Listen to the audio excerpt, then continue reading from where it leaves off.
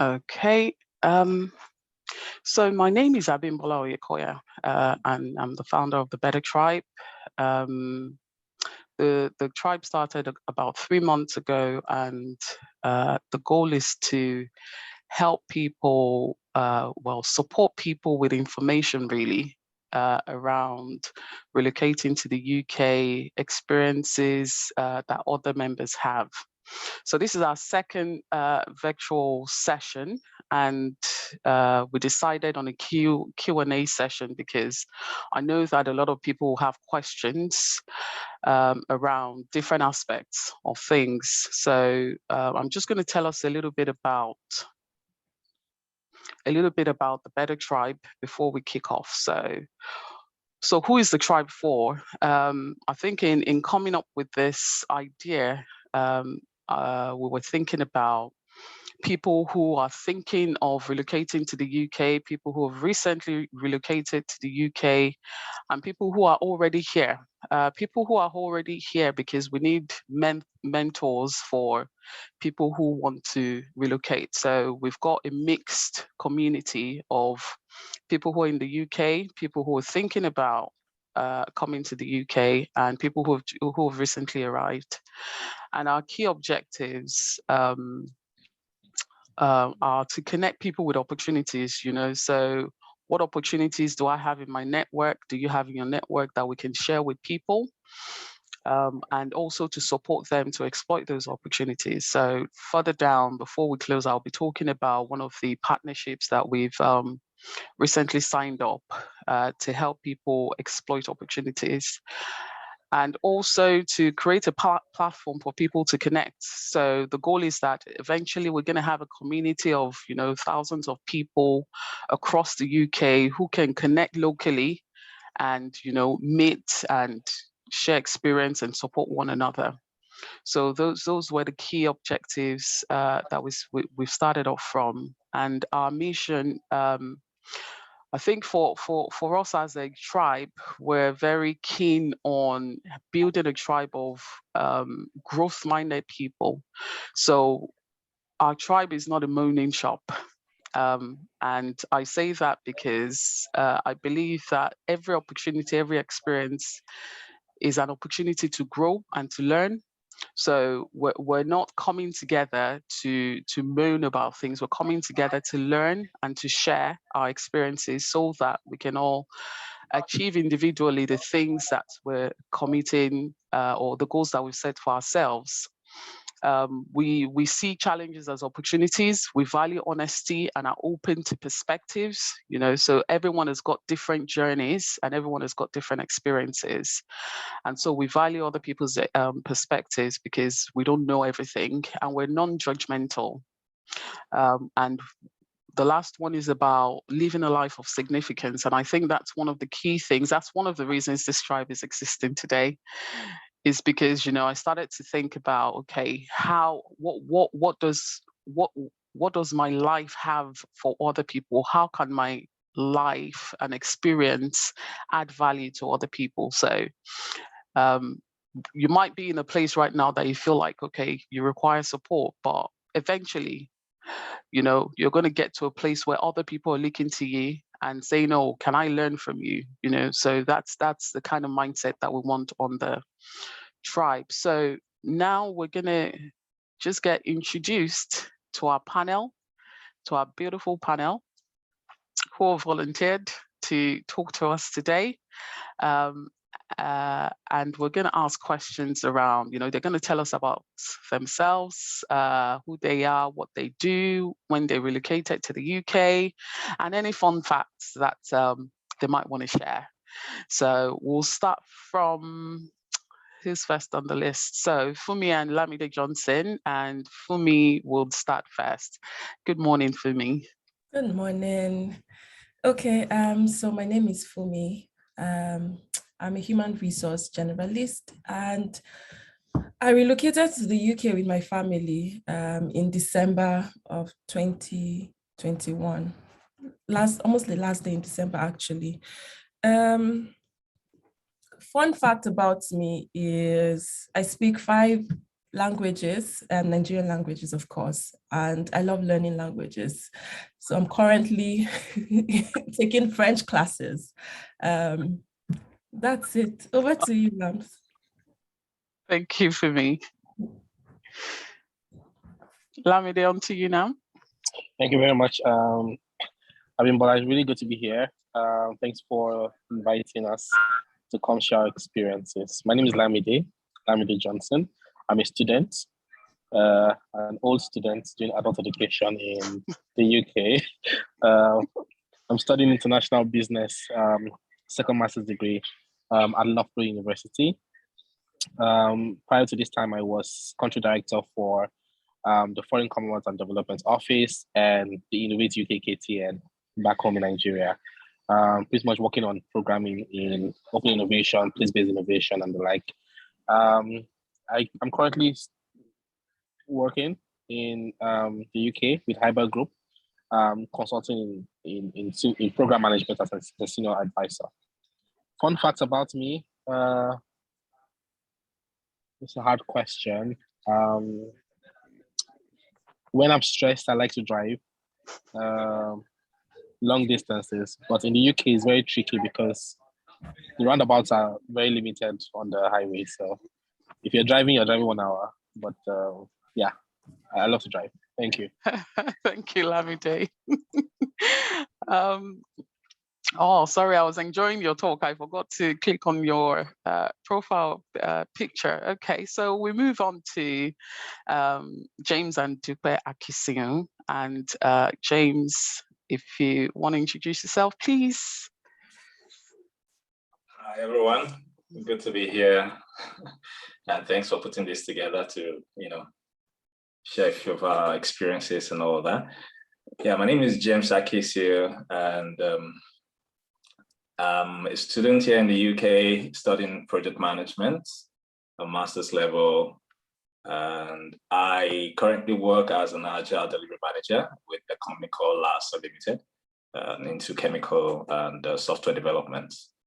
And I relocated to the UK with my family last year, March. Yeah, it's about a year plus now in the UK. Fun fact about me, I like to play games and I like to watch cartoons. I know a lot of people don't believe that, so an adult, but I love cartoons. I love creativity that comes from it. And that's how I, relieve stress when I'm a bit tired. Yeah. Thank you very much, James. That's good to know. I love cartoons as well. So my son calls James the IT uncle because he's also a guru in information technology and computing.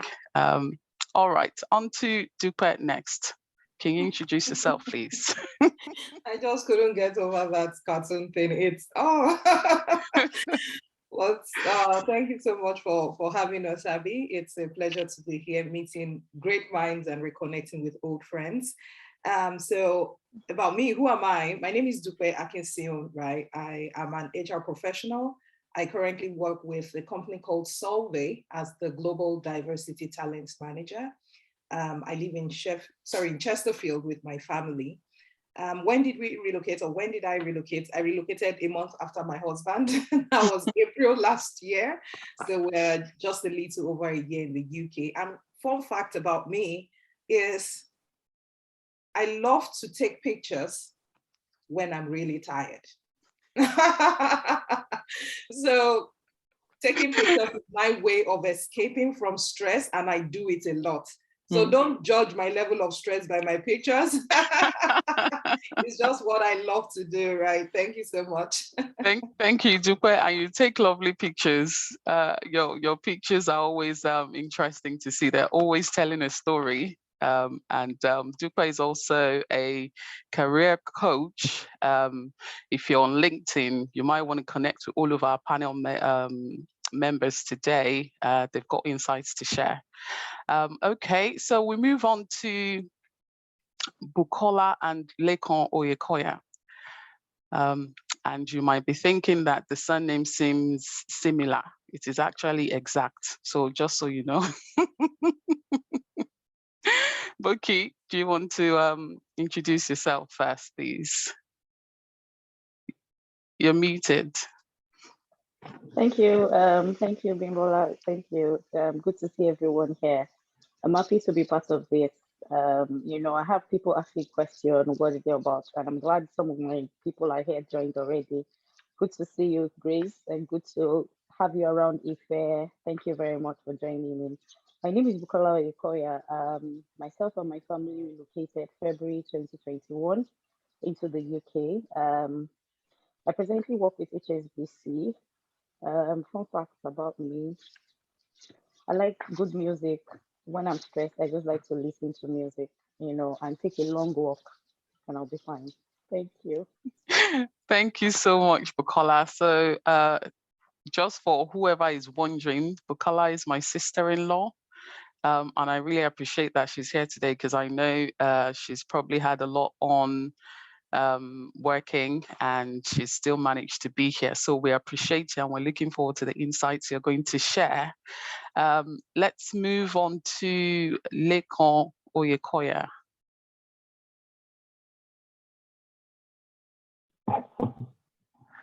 All right.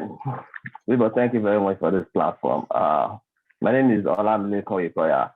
I moved into the country with my family last year, February. So far, so good.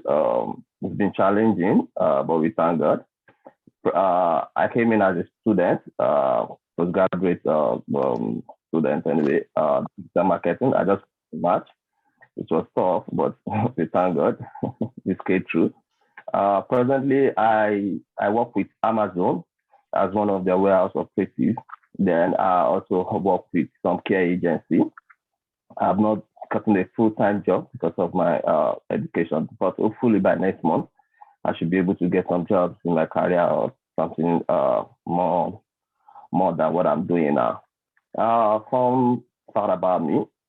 I'm here to discover it. I catch my phone as it goes. I'm not limited to any type of phone in life. Thank you so much. Thank you so much, Lekan. And thank you for highlighting the fact that the journey for relocating is not always, it has its challenges. And I think that's one of the things that I usually say to people is it's not going to be a breeze. You're going to have to grow. You're going to have blockers, you're going to have challenges. And that's why we set this up so that you can hear from people's recent experiences. What has it been like for them relocating in the last 2 years? I think everyone on our panel have either relocated a year, well, all last year actually. So, all right then. So, and I didn't click the last button. So let's go on to the questions. So we asked our community members to submit questions so that we could attempt to answer them as best as we can. A few disclaimers before we start answering questions. So we're not legal practitioners. We're not solicitors. We don't give advice. We're sharing our experience so that people can have an idea of what are the current realities of people moving to the UK. So this is sharing experience for your benefit, not giving advice. We hope that our experiences would help you understand things better. So just to say that we're not giving advice. If you require legal advice, please contact solicitors. So our first question, and I'm going to ask the question and I'm going to give the panel an opportunity to answer. So if you want to contribute to it, just let me know. So the first question is, what was the most critical decision or consideration for you before relocating? And we can go around the room and have our panel members answer. I think this question is around what is the key thing? What was the most important thing? Or the one thing that you remember about, okay, that one thing was really crucial for me when we started to think about relocating to the UK. So who wants to take that question on first? Let me quickly do that so that I won't forget what I have in mind. Thank you, people, once again. One of the major crucial decisions was to decide if I will be coming with my family or I will be coming alone. Mm. It was tough to a level that because of finances and all that, to pull out the whole family of four, we're contemplating maybe I should go alone first. Then after a while, I should now find a way of bringing the family. But I would say, thank God I didn't do that, that we all came together, because I think it might be tough for me now, bringing the whole family because of the exchange rate and all that. Because like has been said, that 2 heads is better than 1. It wasn't easy for me as a student. How much more if I'm also all alone in this country as a student, trying to solve some things and all that. So having my spouse and my family with me give me this peace of mind that I'm not double-minded in terms of what is happening to them back home, they're fearing back home, and I was able to also focus on my education, which I think was a good decision for me, for the family when planning to relocate to UK. Thank you very much, Lekon. And I think those are really key points that you highlight there. I think for everyone planning to relocate, one of the big considerations is around finances and ensuring that one has enough to relocate with one's family. So our panel members are married people with kids, and I think there's a question actually around your experience of relocating with your family. So does anyone else want to add to that, what Lekon has just shared around the decision to relocate together with family? Okay, let me just go next quickly. Thanks for me. As he was speaking, it brought back memories, and I was like, oh my goodness. So it wasn't just us, that went through this, because it was challenging. At some point I was like, Lambs, please just go do your school, leave me here alone. But I'm glad that we actually came here together, even though I don't think he still agrees, but we'll see about that. Although one critical decision I'm going to speak about myself professionally, I knew that I did not want to start from scratch. I knew that I wanted to continue in my career path as a HR professional. So what I did basically was researching. I started researching from October what certifications it were that was recognized and really big in the UK in HR. And I found out that the CIPD was one of them. And so I kept reading about the costs, which is a lot. And I think it was the 1st of November, Black Friday, there was a sales on reads.co, and I went for that. Thankfully, they allowed the payment in parts, the payment plan option. And so I spread out payments for a couple of months. And interestingly, because I have that certification in view on my CV, it had given me a better edge over a lot of other applicants, especially people who are in the UK here, who are British citizens, who have had lots of experiences, but didn't think it was important to get this certification. So first thing I'll say is, it's important to know what you want to do when you're considering relocating. For me, it was that I didn't want to stray off the path of HR because it was tricky, stumbling on it. Get the certifications you require for it, work on a resume. I've been a recruiter for years, but you know how it is with doctors and doctors being their worst patients. So it was really challenging, but be open, because there are people that know more, there are people that know better. And the Oyekoyas were one of the people who actually helped, especially with reviewing your resumes. If you need to pay for people to have your resume reviewed, do that. If you need to get cheaper options, do that. Speak with people who are already experienced in the system, and then don't stop applying.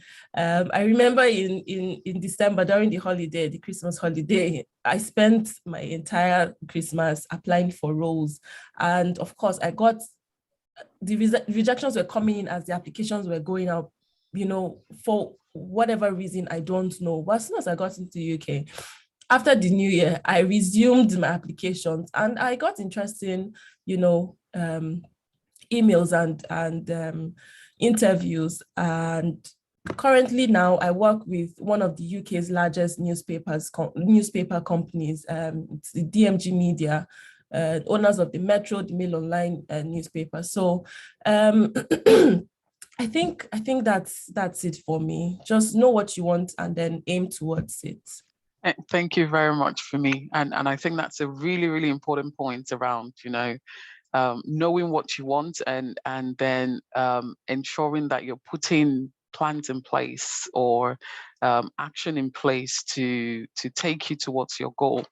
I think the point you made about finding the necessary professional qualification to support your goal, I think it's a really key one. And there's a professional body that we've partnered with that I'll talk about further down once we've answered all of our questions. But I think that's a really, really key point around being clear on what you want, especially if you're not the studying partner. Even if you're the studying partner, be clear about what you want as well. And I can see Dupe's hand up. Dupe, you can take the floor. Thank you. Right, it's fine. Thank you so much. When Lekon was speaking earlier, I was reflecting on these questions to say, what was it for me, that was most critical? And I quickly did a mind travel back to when we were making up our minds on moving to the UK. And I remember when I picked up the phone to call, someone I know who had achieved some results. I reached out to her and I said, you know what, I want you to share with me how you have, within the period you've been in the UK, dominated in your space. I said, because I'm not coming here to just get by, I want to come here and dominate. And that was my word. And the state of mind I was at that time was, I'm a believer, and I believe that, in each and every one of us is a potential for dominion. And the right mindset was one decision. I decided against mediocrity. You know what I mean? So the decision sometimes for me, every other thing, I think for me comes after that. It was just deciding how I wanted to enter, how I wanted to position myself, and what sort of options would influence my actions going forward. That was a decision I believe was very critical for me to make at the time I wanted to move. So I thought to share. Thank you. Thank you very much, Dupe. I think that's another, as everyone is talking, you're just picking from the things I have on my notes. I think that's a key thing, decisions. I think decisions are a critical part. One, deciding that, okay, I'm doing this and I know the reason why I'm doing this. And then deciding how you want it to be, So what is your dream? What is your goal? Painting a picture before you even leave of, what is the kind of life that I want to live, It might not feel like it currently. You might not know what the steps to get there are. But the dream that is dominant on your heart are the kind of things that will gravitate towards you. And there's something called the law of attraction that I subscribe to, is that, whatever you have on your heart as your desire, in the foremost of your mind, you attract those kind of things to yourself, and that's one of the key reasons why I've set up this group, is that we have growth-minded people. We don't want to trade in mediocrity. We want to be role models. We want to be people that are dominating, like Dupe has said, taking over territories, and creating a new narrative for whatever tribe we're from. So I think that's a really key point around decisions. Making a decision about what you want is very crucial. I was having a conversation with someone who is looking to relocate. I think this year, maybe later this year, and she said something. She said, "I'm just doing this for my husband and children." And I said, "Pause. Can you go back to that statement? What does that mean?" Because when you get to the UK, there are going to be occurrences that would make you wonder, okay, was this the right decision? So before you leave, understand that there is something in this for me. I'm making this decision for myself as well. I'm not doing it for anybody. I'm doing it for myself. We're doing it together, because that decision is really crucial, especially for families, because there will be opportunity for offense. There will be great opportunity for offense, So if you don't have that decision made at the start, you give room for pointing fingers and, saying it was someone's fault and not the other person's fault, So decision is really, really, really critical. We're still on question 1. Lamide and James, you have your hand up. I think, Lamide, were you first? Happy to go first if James allows. Thank you. All right. Thank you very much. I'll be brief. There are 3 things that were critical to me. So the first was my network here in the UK. I'm a big fan of building the right network because I strongly believe it affects how you think, the opportunities that come your way. So I've been very selective, highly selective of my circle.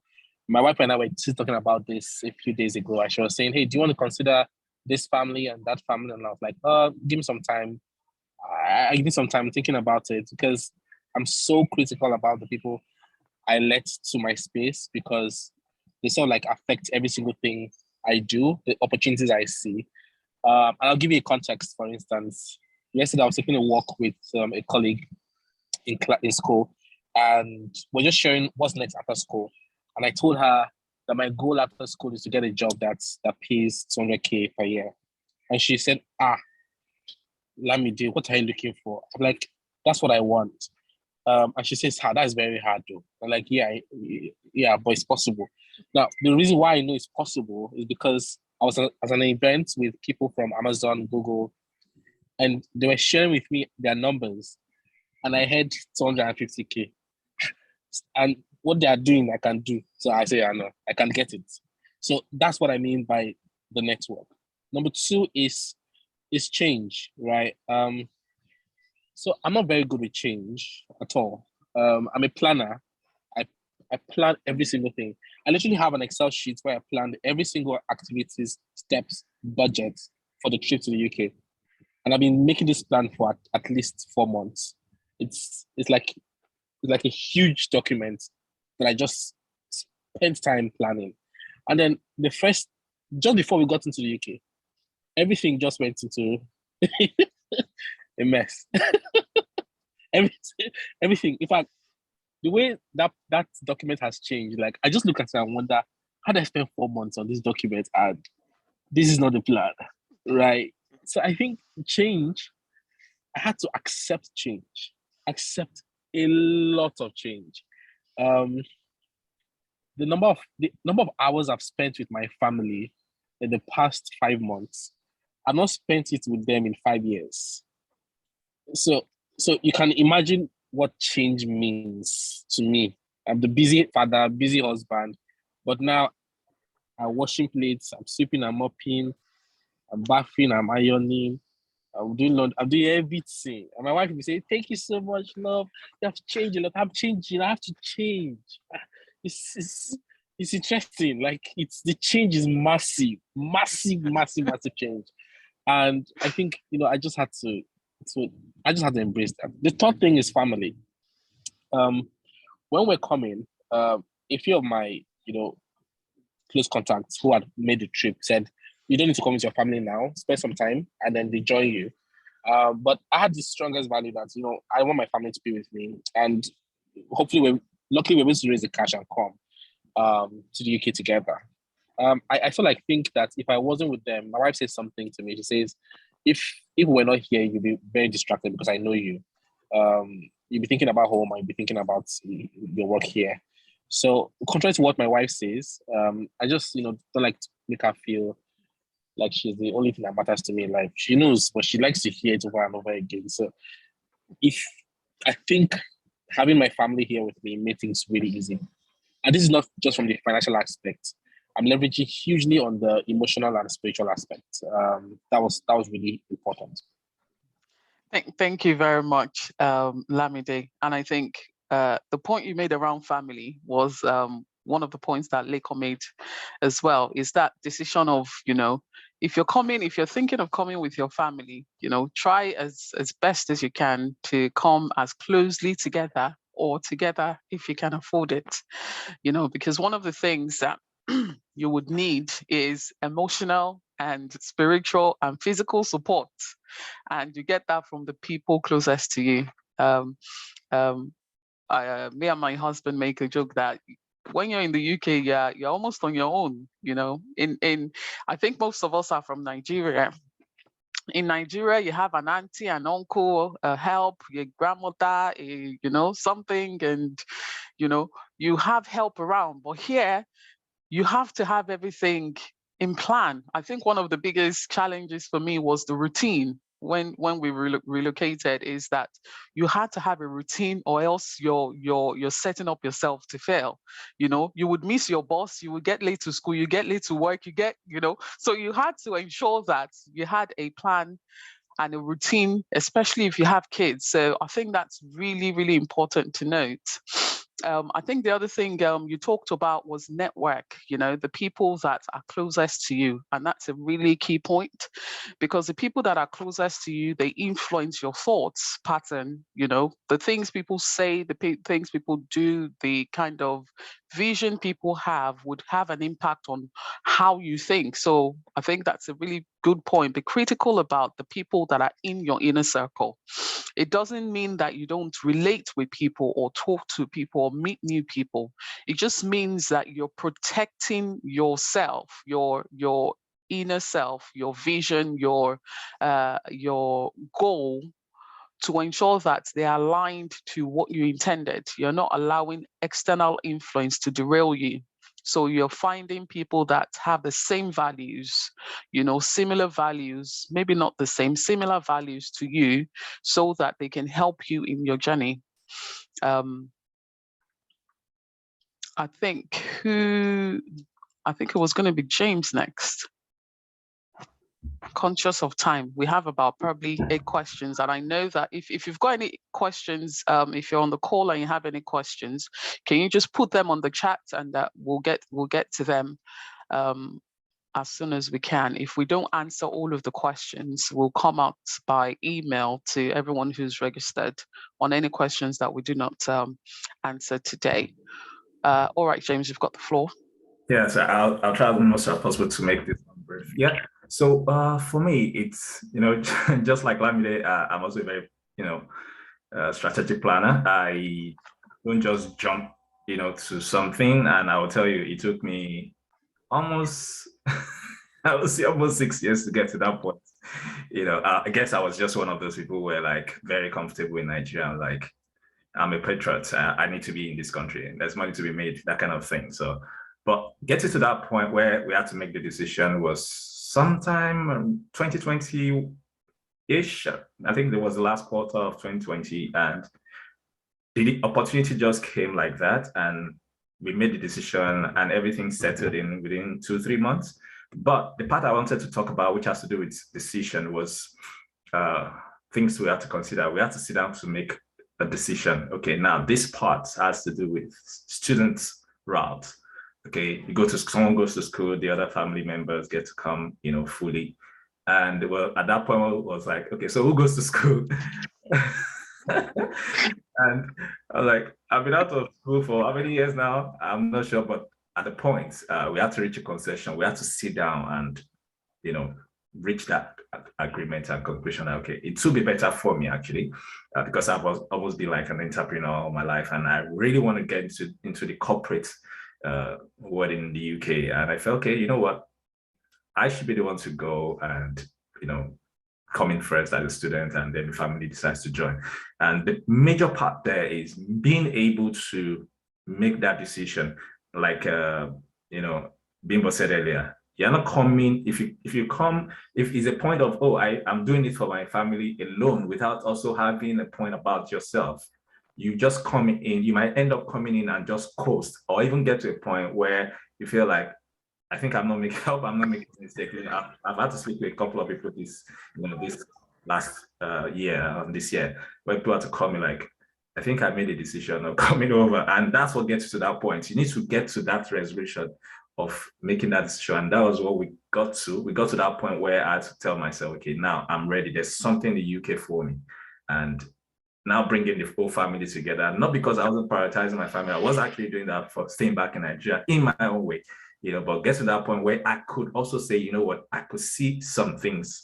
I could see some great opportunities to expand my ability and my capacity, in this terrain. And that decision was able to help me forge, okay, going in as a student, and then when I come out, there's this plan and this plan, which I guess we'll get to talk more about. All right. Thank you very much.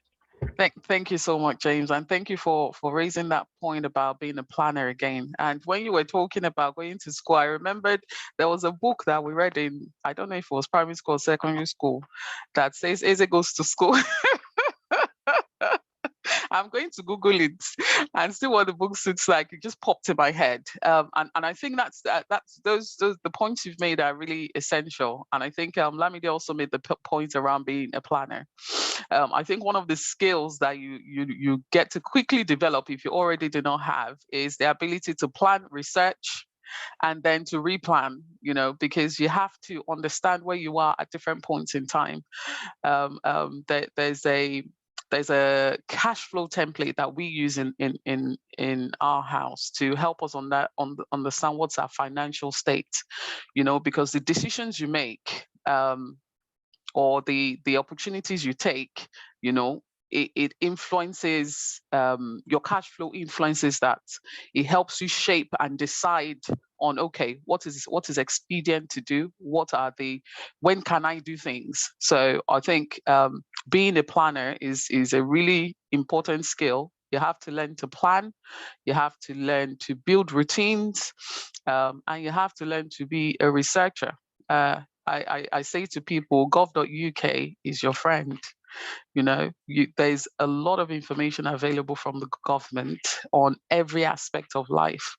So if you're looking to come to the UK, ask gov.uk first, not Google, ask gov.uk, because the answer that you want is there. And in the UK, you have to abide by the rule of the law. Ignorance of the law does not exempt you from the consequences of not following the law. Okay, so let's move on to question 2, which I think is actually related to question 1. So someone has asked, I'm currently considering relocating, but I'm having difficulty finding out how to get a job based on my experience since I don't have a work permit. So I think our panel members, the route that our panel members have taken is one spouse comes to study while the other spouse comes in as a dependent. And I see James and up. So if you want to just help us with that question quickly so we can move on. Thank you. Right. So I would like to start with saying that first, you need to know what route you're coming through, okay? So for example, I decided to be the student, and I knew that I was going to give my spouse the opportunity to work full-time in a role. And what also directed that decision was the fact that we knew she had some experiences in multinationals, and we realized that, okay, it was going to be also easy for her to integrate into the system. So if you're considering the student route, if you look at your skill set and what you have in terms of experience and how to translate your experience, and one of the things I like to sound to people, don't ever rule out your past experience, no matter how little you think. In as much as you have 2, 3, 4, 5 years and more experience, because I see a lot of people having more than that, and they consider, just yanking that off to start afresh. Don't ever think of doing that. So if you think it's going to take you a while to integrate into the system based on what you really want to do in the UK, coming in as a student might be a better option. And if you already have that skill set, you have that ability, all you need to do is to find out, because one of the things you also get to realize is that there's some skill sets or there are some roles in Nigeria that are called something different in the UK or related to something different based on your transferable skills. So if you're the spouse, then before coming in, you need to understand what role do I want to play. For example, I know someone who was working as, I think, account manager with Oracle in Nigeria. And this guy was, trying to move with the spouse, and the wife was all in. And just talking with him, and I said, you know what, you're already working in Oracle, which is a multinational. You can actually get to work with Oracle in the UK or work with Oracle partners in the UK. And when we looked at it together, and Gary realized, and he still had a code fit, and it came in 2 months ago. And right now, the guy, I told him, I said, you know what, even if you're scared, take a month leave. Within the month leave, he was able to actually get a job in Oracle UK, and he's been transferred. So what am I trying to say?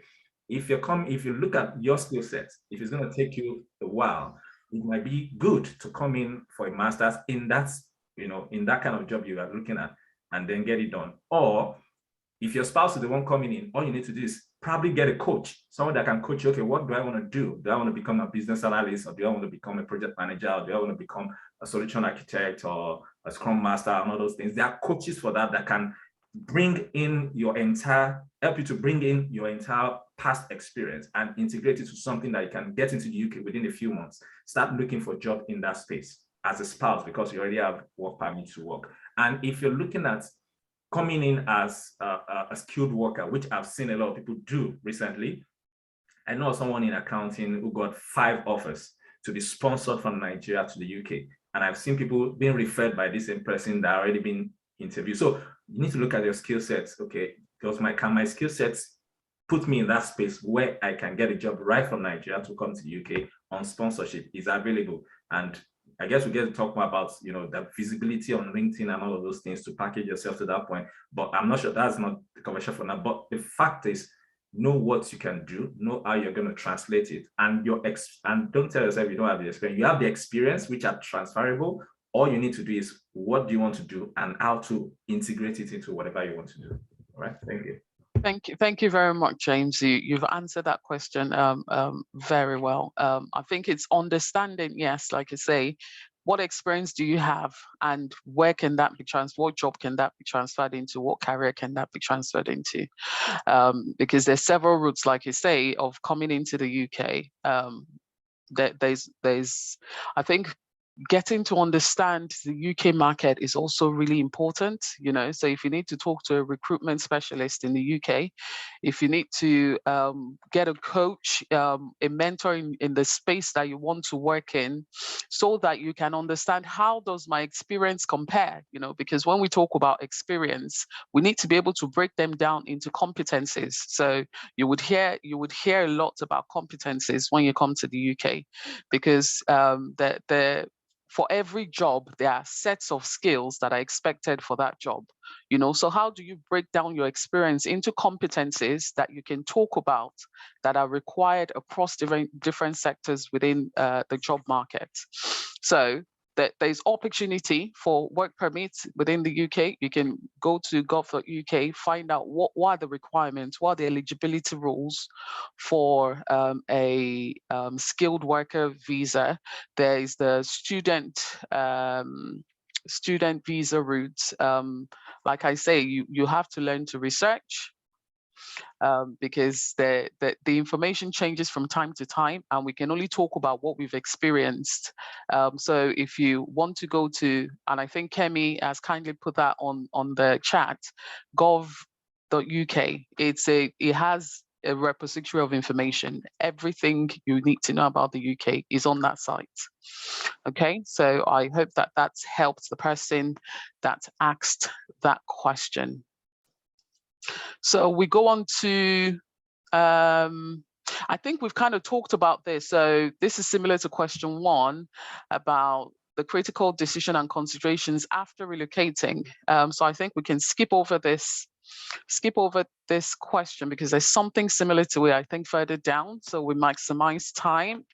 We're almost one hour in. So the next question is around how can you achieve your goals when you relocate? And I think we've glossed over this a bit in our conversation as well. I don't know if, and I'm going to nominate now, I don't know if Dupe wants to help us consolidate the things that we've said around goals for question 4. Sorry for putting you on the spot. So how can you achieve your goals when you relocate? And I imagine that, or let me ask the panel, does anyone want to kind of summarize ideas or thoughts around how can we achieve our goals when we relocate? I can start off. I think Dupa she's taking a break for a few minutes. So I would say, how can you achieve your goals? One is, and I think James, you can come in once I'm done. So I think one is being clear about what the goals are. 2 is getting a coach. I think it's expedient to get a coach at some point in your life. I think at every point in your life, you have a coach or mentor that you're talking to, relating with, that are helping you to stay on track, because you can easily get distracted by the happenings around that derails you from the focus of why you've decided to make a transition. I think, and then having a network of like-minded people, growth-minded people around you. I think those 3 things would be really helpful. The person hasn't qualified what they mean by goals, but I imagine that it would include, your aspiration for your career, your family, if you're studying, your education, if you want to start a business, your business, it's being clear about what those goals are, getting a coach, a mentor, surrounding yourself with growth-minded people that can help you, support you in achieving your goals. And I'll let James come in now to contribute to that. Thank you. Thanks, Bimbo. I think you pretty much touched base on it. And I think one of the things when number 3 came up, one thing that popped up in my mind was the fact that there are several things you consider after relocating, yeah. But you must first of all settle it in your mind that your situation is going to be unique, because at the end of the day, you get to speak with a lot of people and you try to start thinking, oh, okay, is this going to be bad? Because some things we can't tell you until you come in. It's better experience when you're here to understand them. So understanding that your situation is going to be different and your journey is going to be different. And about your goals, one major thing you want to focus on is not to work in silo. You don't want to work like a loner. You don't want to be alone. You want to ensure that you have people that you speak to. Like I love what Lamide said earlier. There's some people, or there's some, some triggers you have to pay attention to.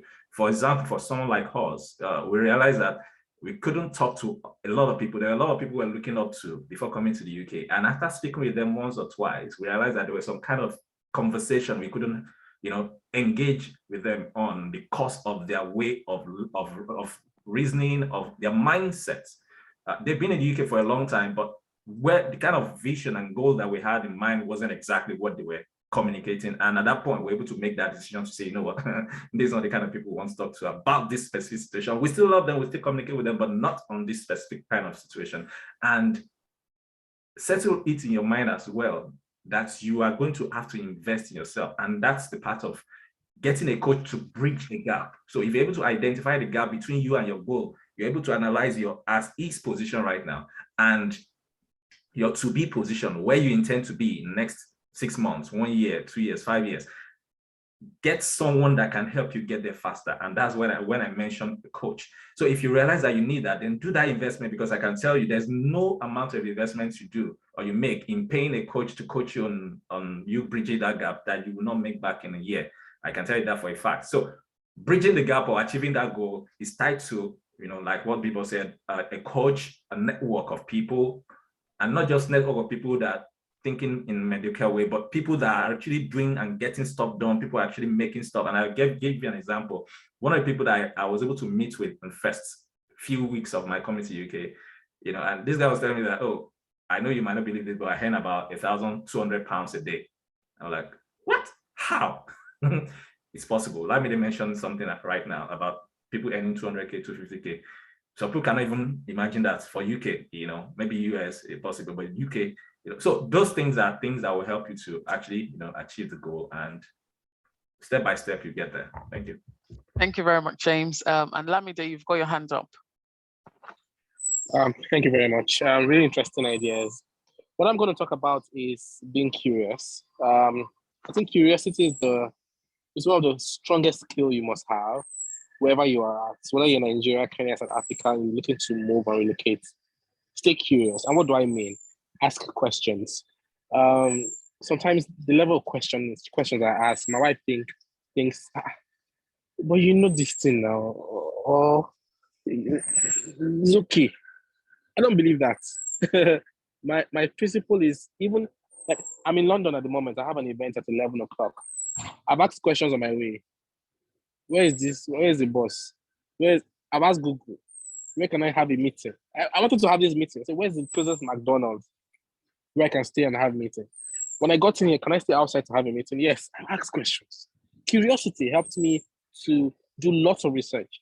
If you know the number of YouTube videos I have watched about relocating, the number of YouTube videos I've watched about people who had to go through the student route and charting their paths, and I'm watching it, I'm taking notes.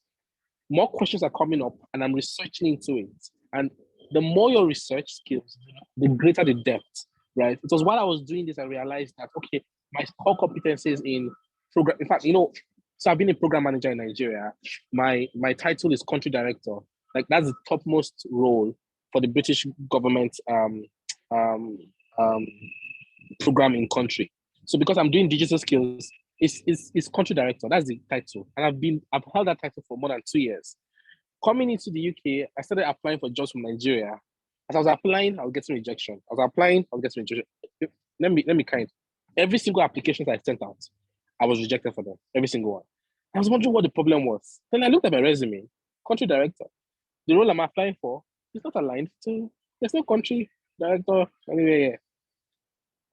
Okay, what do I need to do? I've changed my entire resume. My first resume is like 6 pages because I've done plenty work. But I had to change the resume to 2 pages. 2. I did not understand why you say all the things I've done in my life in 12 years, I should compress it to 2 pages. Why? In Nigeria, it's 6 pages and I get the job. Here in the UK, they say 2 pages. It's curiosity that helped me to get there. Then I realized I had to change my entire title completely. My title changed. That was when I realized that actually all the things I've been doing is project management. I did not know that I'm a project manager. I did not know. But the curiosity helped me to realize that is the skill. Now, if I show you my resume, everything, project manager, senior project manager, program manager, that's all, no country, anything. Why? Because I was able to stay curious. So if you have goals, right, I know there's a lot of emphasis on coaching. Sometimes coaching can be quite expensive. For instance, if you want me to coach, it's plenty money. It's plenty. And you're looking to relocate, so you're looking for fund, you're looking for this, it's plenty money. I've had several people sending me messages. I'm booking time for them, but there's a lot of money. I have to be honest. But if you're curious enough, you're able to do some research at your level yourself, go into the schools. When people send me messages and say, what schools can I go to? Don't ask me. Ask Google. Because I don't know what you want to study. If I tell you to come study robotics and data analytics, and you get here and get stuck, and realize that the way they're teaching is different from the way they teach in Nigeria, you will call me. You'll be vexing. Because even myself, who did international business, the first 2 months in class, I couldn't hear what the person was saying because her accent was strange. I did not understand. And I worked with British people, but I didn't get it. So you have to be the one responsible for some major decisions. And that can only happen if you remain curious and you do lots of research yourself. Thank you very much, Lamide. Those are really, really important points that you've raised. I can remember when I got to the UK, I must have done maybe like 1,000 applications. And you send in an application, you keep getting rejections, and you're wondering what's going on. What is it? What is it exactly that is, that I'm not saying or that I'm saying that is wrong? And there's a difference in the way we use language, and the way we think about application. And you need to be proactive in finding information about how to apply. How to present yourself, how to communicate your experience. I talked about competencies earlier. And I think Lamide has just expanded on the fact that, you might be thinking, oh, this is the role that I did, so I have to call it what it was, but you have to do research and marry things up. So what is it called in the UK? The experience that I have, what is it called in the UK? How do I then translate my CV into that CV? And if your CV is more than 2 pages, I'm starting to see a lot of 1-page CV now. And I'm thinking, from 10 pages, we tried and put it to 2 pages. Now some people are now, doing over syllabus. They're doing 1-page CVs now. And you need to understand what a CV is in the UK. It's not there for you to recount activities. It's there for you to show the value that you've added in different organizations. It's your pitching card. You get into an interview and you can talk about all of the details of everything you've talked about, so you need to be proactive about understanding, how do I translate my experience into language that recruiters would understand? There are YouTube videos, there are courses, free courses that you can take. There are opportunities for you to do that. I think one of the key things we must understand about coming to the UK is you have to be a proactive learner. You can't be waiting for somebody to give you the answer. You have to understand what your question is and go out and seek the answers. Like Lamide said, if you're coming to the UK and you're starting to ask, so what school should I go to? You don't sound like a prepared person to me, because there's internet, there's Google, there's, you can research and find out what you want to do and find out what schools are there. So the kind of questions that you're asking will determine the kind of responses you get from people, and it will show people the kind of preparation you've put into things. One of the things that I learned when I got to the UK is you have to have pre-prepared. Ignorance is not an excuse because information is everywhere. So you can't say, oh, I don't know it. You don't know it because you haven't searched for it. So put the time, put the efforts in to get information. And then if you need clarification, then you can ask intelligent questions like, okay, I've seen this. Is there a difference? And then people are more inclined to support and to help you. So let's move on quickly because I know we've got about 25 minutes left. So number 5. So I would like to know the easiest pathways to ILR, indefinite leave to remain, for a person currently on student visa. Okay, so this is an interesting question. Like I said earlier, we're not giving advice. We can only share of our experience. And I think if you type this question into Google, it would gov.uk, it would come up with the different types of routes to residency. So I think one of the things that you can do about finding what is the easiest pathway is to go to gov.uk and look at the different visa routes to residency. So I think for me, if I was just to answer that question off the top of my head, I would say it's to get a sponsorship. So get a job that would sponsor you, because for every time that you spend in the UK, you need to be sponsored if you're not if you don't have settled status. So if you can get a job that the employer is able to then give you a sponsorship letter, which allows you to then apply for a skilled visa, that I would say would be the shortest route I know for that. Thanks, James. Is put getting a job with sponsorship on there. So that if you're talking about the shortest, well, I don't think there's any easiest pathway because everything has challenges. So I think and Lamide has his hand up. So let me let Lamide come in. Yeah, thank you, Aviva. So there is a shortest route that I'm aware of. It's called the Global Talent Visa. Yep. So you might want to go check about that visa status. What it does is you can get your ILR in 3 years, I think, if you are an exceptional talent. But if you're a promising talent, you get it in 5 years. So the Global Talent has like different routes, and you need to get like an endorsement from an endorsing body. The one I'm familiar with is called the technician. And so you can check the technician endorsements, just do some research in that. And you see there are 2 categories, the exceptional talent, I think, and promising talent. And so that route is the fastest route, but you must be in the tech route. So it means you're a product manager, you're a developer, you are a founder of a tech startup in Nigeria or wherever you are at, and then you have access to that visa status. Thank you very much, Lamide.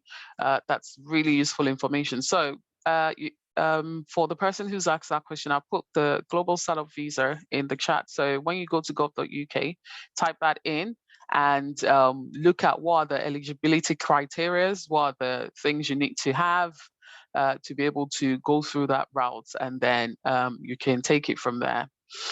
So we'll move on to the next question, which is, so what misconceptions or expectations did you have about the UK that are now being dispelled or affirmed? So what were the things that you thought, they always say that the UK is this, or I expect the UK to be that I've been true, or I've turned out to be a fallacy. So I'm going to give you about 30 seconds to just think about it, and then you can raise. James has got his hand up. Yep. Right. That was actually funny because it actually reflected back and it was pretty funny.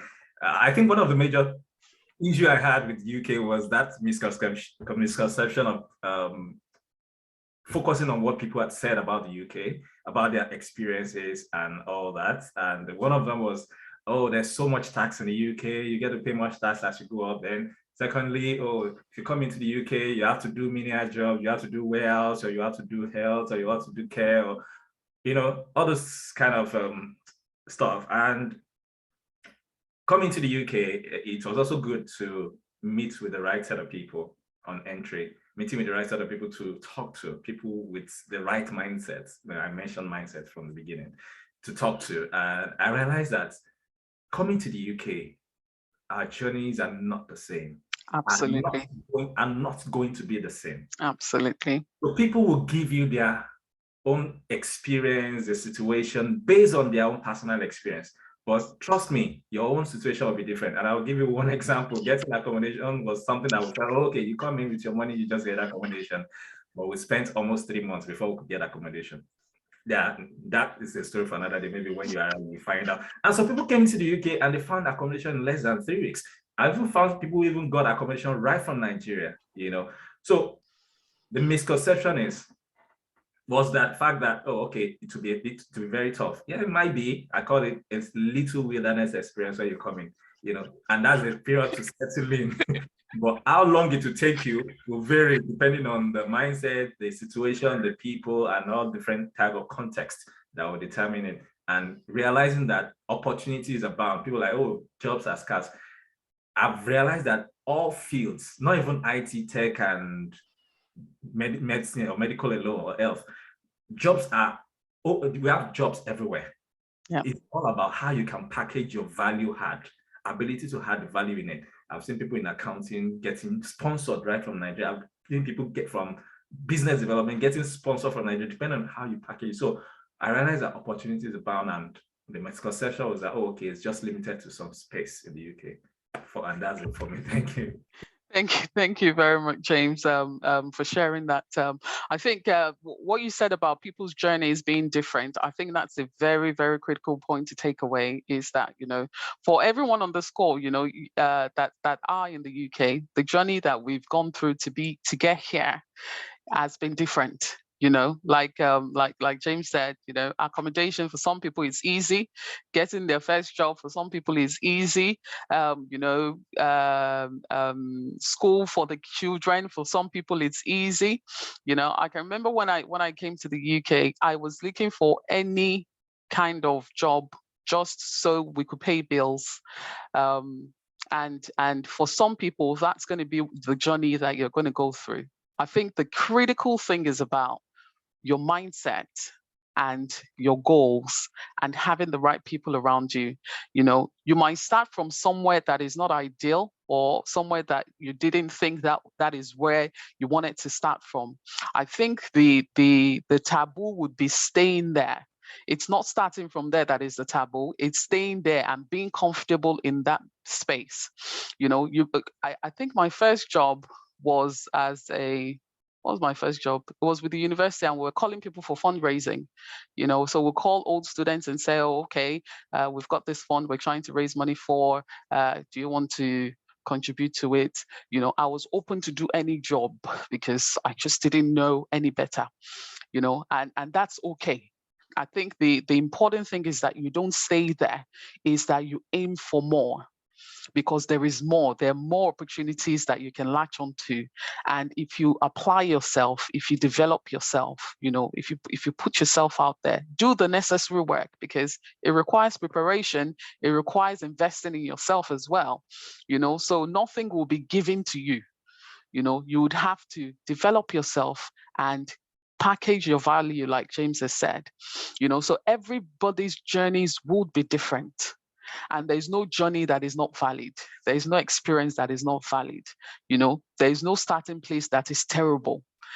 The terrible thing will be if you're starting at a place that you think you can do better than, and then you decide to stay there. You know, so that you're going to meet people that have come into the UK and they've just settled in a particular space because, you know, money is coming in, so it's okay. You know, it's not about settling, it's about growing. And that's one of the critical things about the tribe, is that we want people with a growth mindset. You know, I understand my current context. I know what is available to me, what I have in my hand, but then I have a dream of a better place. I want to add more value. I want to be able to do more. I want to be able to achieve more, you know, and then we're taking steps every day to do that. You know, okay. I don't know if any other person wants to add to that question. So misconceptions or expectations. Lekon, I think you had your hand up. I just want to have more to hit. There's this saying back home before coming into here that everything works down here, the system works and all that. But one of the things I realized when coming here was that the system only works for those who are working on themselves. If you don't work on yourself, the system might not really work for you. Coming down here, I discovered that there's going to be a lot of self-development. You're going to be very serious about self-development. Absolutely. You have goals, you have objectives, you have purpose and all that. At the same time, you have to be very flexible with it, because I think what James was talking about, country manager and all that. What you were doing back home, the names given it here is far different from what you do back home. And you need to sit down and look at it, that because so I've done a lot of application, like I said, to have gotten rejection and all that. And I'll be like, what's up? Well, I can't do this thing. Why are you rejecting me? In fact, there was one that actually called back that, well, why? What's the problem? You know, by the time I end up finish the conversation, I discovered that, fine, this is a part of what I was doing back home. But I was putting myself in a position of the person that wants to employ me. And it'd be like, I can't leave my position. Do you want me to be sacked for you to get into this position? You know, so flexibility has to come in whatever you have in mind before coming down here. So a lot of work, self-work goes along the year for you to benefit from the system that. Thank you very much, Lekon. And I think that's a really key point. You have to be willing to, you have to not just be willing, you have to action developing yourself. Every CV or every application that I've ever done, I tailor it to the job description. Well, I didn't start that way. After several rejections, I learned from the fact that, okay, you can't just be sending the same CV without thinking about who are they trying to recruit for? Does your CV communicate that you are the right person for the role? So you have to learn from rejections. You have to learn from experiences that you have. And I think there was one key thing that you said, Leiko, about calling the recruiters to ask for feedback. I think that's a really, really good point. Any opportunity you have to get feedback from a recruiter is a good thing, because they can tell you what they can't see. So you might, because you are the person that has the experience and you've read it, you can see that, okay, I fit into this thing, but you've presented a paper that has not convinced the person that wants to recruit to that role that you are the right person. So hearing their views, hearing their what they did not see in your presentation would then help you to tweak better your CV, so that the next time you go out to apply, then you've learned something, you've improved on something, and then you can get further feedback. So rejections are not bad things. They are feedback mechanisms. You have to learn to learn from rejections, from feedback, from things that are not going your way. So that's about having a growth mindset. It's not that you get everything you want at every point in time. It's that even when you don't get it, you learn from that experience. And I see, Buki, you have your hand up. Thank you very much, Bimbo. I'm just going to add something to it. Sometimes if you're on the call and you're just like, a lot of people have got experience and all that, and you don't have any, and you're planning to come, I'll just encourage you. See, it's not all bed of roses. If you don't have and you come here, there are pathways, there are things you can do that would actually get you to it. While you start from the scratch, or while you do what you have to do to get you to where you're going. I'll share my own experience. Like back home, I did computer science. I've never worked with it for one day. Came out of school, I'm moving to sales and marketing all my life, almost 8 years experience in it. And coming to the UK, I remember even on my LinkedIn, I think I still have sales and marketing on it, which I've not even done anything about it here in the UK. I moved into the customer service role, but I know that is not where I want to stay. I have to transit or move into another thing. So, and looking at it, the one that could work 40 hours, my husband is a student, and now I need to make a decision. What exactly do we need to do to move to the next stage? Yeah, I had to go back into getting a sponsorship from a care home. But at the end of it, there is the route I want to take. Okay, they've promised that if you want to get into nursing, they could sponsor you to get into it. So you could even go into that route and say, okay, I told them, well, I don't mind going into mental health and follow that path. I know within 3 years, it's going to be hard on me taking that. It's going to be hard on me. But I know in the next 3 years, I know what I want to do. By the next 3 years, at the end of the 3 years, I'm a better person. I can start my career from there. So even if you don't have any background from home, or you're coming here, you think, I don't want to continue, or you want to go into another route, yeah, it's fine.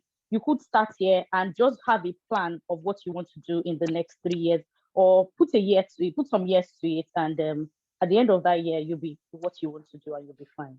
Absolutely. Really, really crucial point, Buki, that you've raised there, because sometimes we talk about experience, and sometimes it might be difficult for people to see the correlation of the experience they want with the kind of roles that they're looking for. I can share of my experience. When I started looking for roles, I couldn't even get warehouse jobs, and I think that demoralized me a lot. You just want to get a job so that you can pay bills while you're planning on something. And even the most basic jobs, I couldn't get it, So I had to encourage myself and not be demoralized, because, you know, for different people, it's going to be different journeys, and there's no journey that is wrong, you know, as long as you're growing in the path that you want to take. You know, that is the crucial thing, is about having a growth mindset. Don't settle for less. You know, you might start from a particular place, but have your goals and keep aiming and keep working towards them. You know, you would have opportunity to change careers, you know, because I know that the health sector is a really big thing in the UK, because it's a socialist economy, you know, and if that's something that is of passion for you, then you can get into that route and you can build from there.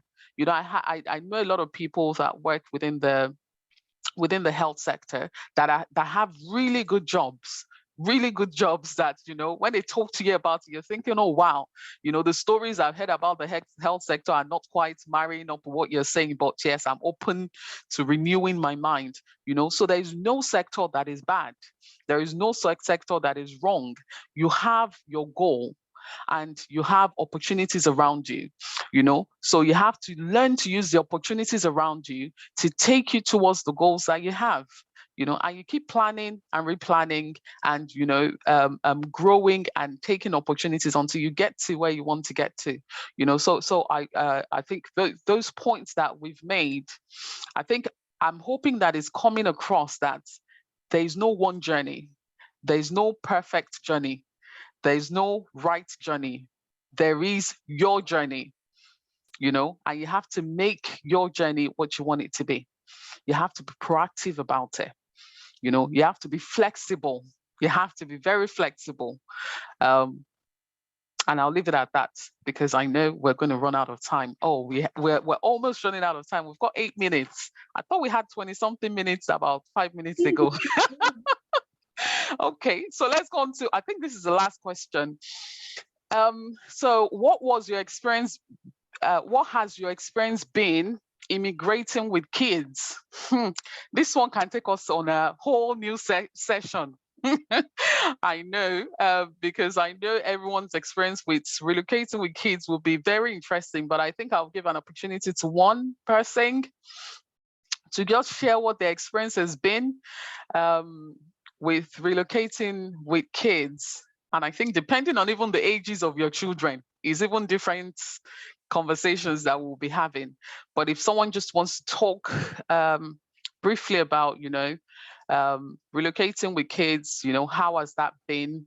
What have you experienced?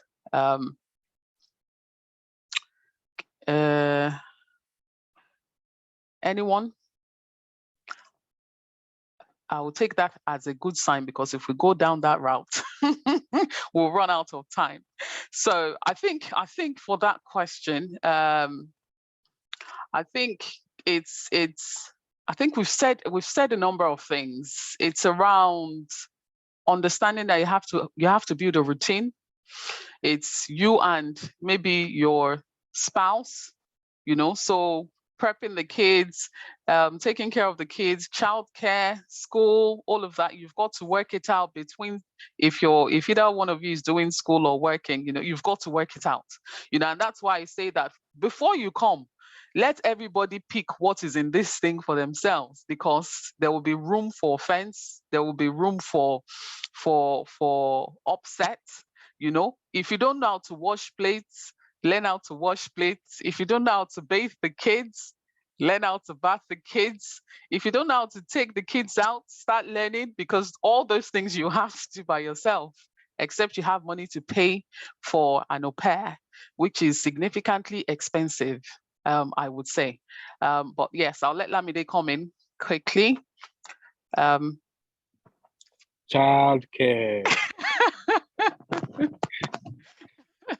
You know, back home in Nigeria, we have two people taking care of the kids. They go to school in the morning, they come back home at 5. Daddy's coming home at 8 or 9. They just tuck them to bed, pray. Next morning, it happens again. In the UK, the culture is different. You are there, you are the father, you are the mother, you are the nanny. We are responsible for the action of creating a child in the UK. So I think that was a huge, huge shock to me. I didn't quite understand it, honestly. I thought it would be easy. I'm not sure why I didn't explore that and do lots of research in it. But when I got the bill for my baby to stay in the nursery, and it was £1,000, just a little about £1,000 per month. It took me a while, weeks, to agree that perhaps this is what it is, because I have to go to school. Let me just tell you the truth. For my wife's salary, over half of her salary is going to childcare. The reason why we agreed to do that was because we need to make a compromise. And this is what Mr. Shegun told us, Mr. Shegun Yekoya, between, do you want to gain the experience of working in a corporate environment in the UK, or do you want to go work a night job so that you can be with your baby all day? So we decided we'll go to the corporate world, and most of her salary will go to my baby's child. That's how much decisions you need to make. When my people from Nigeria are calling and I say, hey, God will bless you with more children, I just say, yeah, just hold on. Just hold it. Just hold it. 2 is okay, is enough. Ultimately, you need to plan your routine completely. Overhaul your routine. Everything centered around you. So let me break it down. Before now, my children create their routine around me and my wife. Now, we create our routine around the kids. Do you understand? So that's what it is. The children are the center of our lives.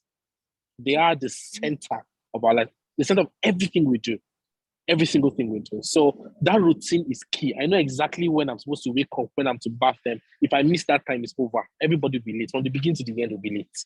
If I'm 5 minutes late to pick up my child, I'm paying a fine. Like, that's what it is. And they must have several activities. They must be engaged in activities. That is childcare. The way you train them in Nigeria is different from the way you train them here. Even shouting. Because the day I raised up my voice for my son, my son said, Daddy, you're shouting. I said, So you can speak calmly, Daddy. I know you're upset, but you can. The guy is 5. It's different. In Nigeria, we know what we'll do. Yeah, it's okay. Sorry. Thank you very much. It's different. Thank you very much, Lamide. We've got 2 more minutes left. And so we will pause all of the questions there. We'll look to have another Q&A session before the end of the year so that we can carry on the conversations. And if you're not yet part of the LinkedIn group, you can join the LinkedIn group and you can put some of your questions on there and we'll seek to answer it. You can also connect with the panel members on LinkedIn. I think every panel member is open for you to connect, and if you've got questions directly for them, you can ask them as well. I don't want us to overrun, so I'm just going to try to... We can't take any more questions because we've run out of time. I mentioned about one of the partnerships that we've started with for the tribe, and it's called the Institute of Leadership and Management. It's a professional body within the UK where we've got a discount code for our members. So if you're looking for a professional membership to spruce up your CV, you can look at their website, see what they offer, and see if it's a good fit for you. The other thing I wanted to mention was we had asked people to pre-submit questions, and we've got 2 people that we're going to give prizes to today. I'm going to announce their names quickly. Oluwatosi Eyaromi and Oladeji. I'll reach out to you after this session, and your prizes are 20 minutes with me to ask one-on-one questions, and we can set that up when I connect with you or reach out to you by email. I want to say thank you very much to everyone that has joined today. I know that we've run out of time. 90 minutes doesn't feel long when you're talking about questions and answers around relocating to the UK. I want to say special thank you to all of our panel members for being here today. We appreciate your insights, your experience, your openness to sharing about your journeys. And I believe that everyone on this call has been inspired, has been helped in a way with the comments that you've given. And I'm going to give 1 minute for anyone who just wants to round up, any of our panel members who wants to round up, if there's any final thoughts that you want to share before we close the meeting. Quickly, any final thoughts? Yes, James, thank you. Yeah, just I actually dropped some information on the chat. So thank you everyone for coming. It's been amazing. Very short time, really. I almost thought it was just like 1 hour, 30 minutes. So please join if you're not on the Better Tribe group on LinkedIn, I would recommend you join that. I know a lot of people are asking, okay, how can I connect with this person? How can I connect with this person? We're all on this platform. So if you join the platform, you can see all the members and you can connect with us directly. And if we need to, take the interaction or conversation beyond LinkedIn, then we can share our direct contact with you to also, have some conversation around whatever questions you might have. And basically, I also want to, let you know that there's these keywords I think, conversation we're using is as far as your eyes can see. Where UK is concerned, where any part of the world is concerned, is as far as your eyes can see. And if you can see it, just believe that it's possible and you can go for it and get it. All right. And I wish you all the best. Cheers. Thank you very, very much. Thank you for staying till the end. We appreciate you. We will finesse the recording and we'll share the link to the recording on the LinkedIn group. But yes, thank you. We can keep going with the conversation for the rest of the day, but I know that everyone has got other things to do. We would let you know when our next event is via the LinkedIn group. So if you're not yet a member of the tribe, please look for the Better Tribe on LinkedIn and connect with us. Thank you very much, everyone, and have a nice day and rest of your weekend. Bye, everyone. Thank you. Bye. Thank you. Bye.